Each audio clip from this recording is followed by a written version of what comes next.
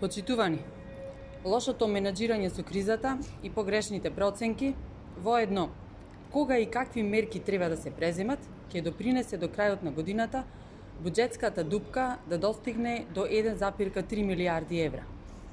Вчера владата повторно ја задолжи Македонија на меѓународниот пазар преку издавање на еврообврзница вредна 700 милиони евра.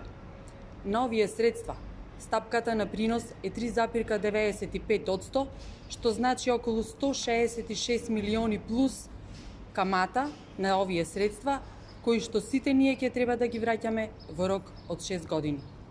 Ако уште во месец март, кога ВМРО, ДПМН апелираше до владата тие пари да се поземат, каматите ќе беа пониски, државава ќе заштедеше, а секој граѓанин ќе плаќаше помалку. Но и вака, скапите пари, за жал, нема да завршат кај стопанството. Цената за ненавремените и неправилни одлуки во економијата за време на криза ќе ја плаќа секое семејство, и тоа 1500 евра до крајот на оваа година.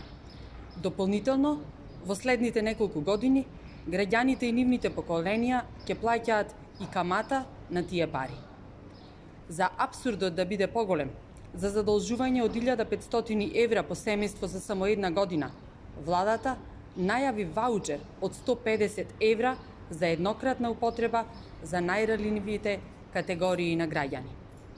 Растечкото задолжување до крајот на годината ќе изнесува 1 милијарда и 50 милиони евра.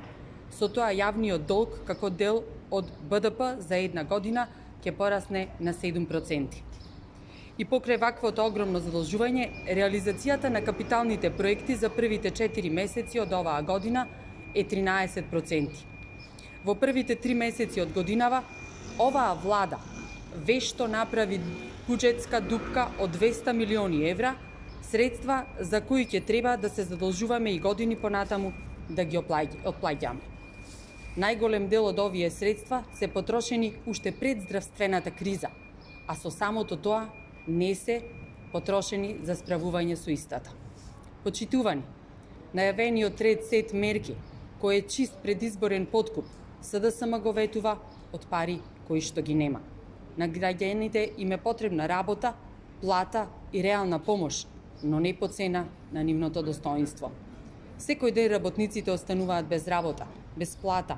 Фирмите секој ден се обидуваат да ги спасат своите бизниси, а одговорот на СДСМ е ново задолжување со високи каматни стапки.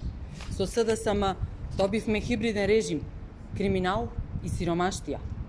ВМРО, ДПМН е различно од СДСМ.